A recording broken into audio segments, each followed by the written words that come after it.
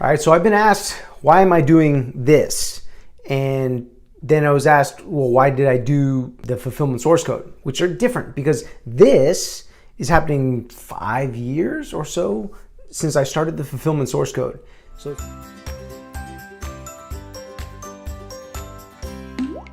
it's two different stories. Now, this part, the sharing, the videotaping of all the things that I've gone through, it's essentially, well, first and foremost, I figure if I can share this with everybody who's over 10, all of the things that, man, I wish I knew these things when I was 10, and I feel that they have helped me. If I can share these, I feel like I should share these. So there's that. I can't, the first thing is I can share this, and I think it will help other people. On a bigger picture, I would say that by sharing some of these, like the evidence-based whys, hows, and whats that essentially help all humans get closer to that point of thriving, I figure that will help shift from what we have now, which is very consumer-oriented, it's like this obsession with more, this constant more, which is based off of what, the only way I can explain it is it's an incomplete equation, and I'll get into the details in a second, that we've all been fed since we were born about what we need in order to be happy.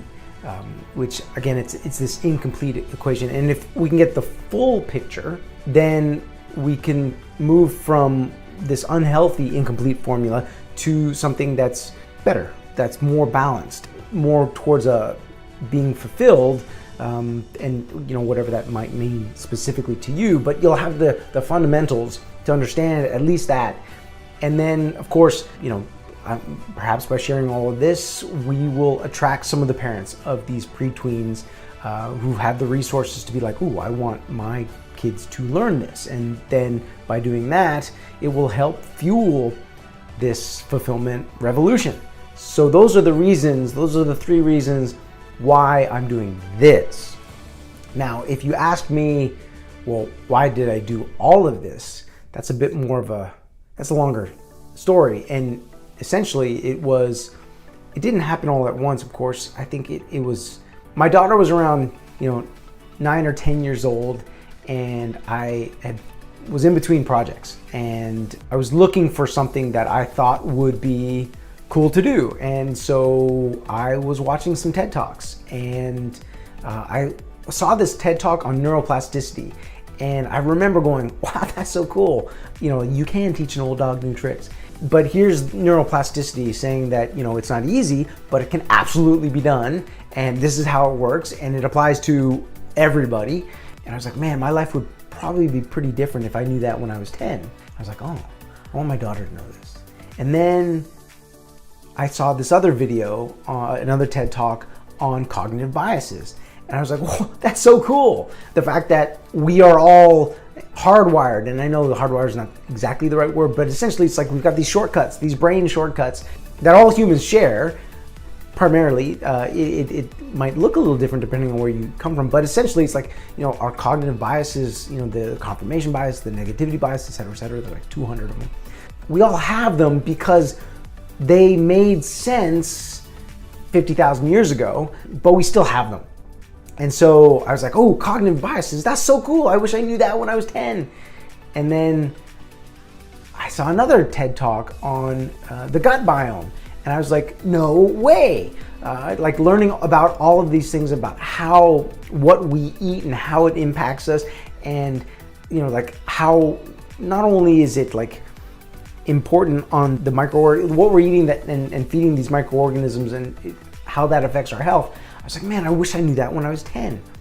So a combination of these TED Talks, and I was like, why don't we teach this to kids at 10? I mean, like, my life would be so different if I just knew those 3 things. And that was like just the tip of the iceberg, right? So it all started with that. And essentially, it snowballed from there. I approached my daughter's teacher, who I was like, look, I think we should or could teach our kids all of these things that are essentially in the personal development industry. I mean, the whole thing is about becoming better. And I was like, why don't we give this to the kids?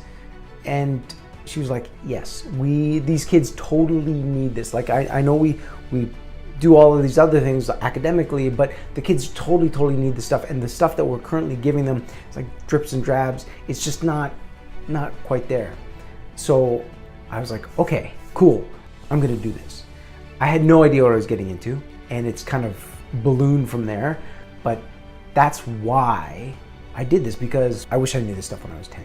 And 2, I really wanted my daughter to have at least the beginnings of these skills, like the understanding. Like, she didn't have to master all of these things, but if she was just aware of them and just like started on that from awareness to competency, that, you know, hopefully by the time she's 20, it would lead to mastery on these different points. And I was like, man, my life would be so much different. I hope hers would be different. And because she was part of this international school, the course itself, the way that we did this, it had to apply to kids from all over the place. And so there was a ton of information, but I had to make sure that it would appeal to kids, like not North American kids or Asian kids or kids from a specific area, but kids. And by kids, I mean like pre-teens. I'll get into that later, but that's essentially why I'm doing, well, this, and why I started doing the Fulfillment Source Code. Joining the Fulfillment Revolution and becoming part of our little community is super easy. Just hit subscribe.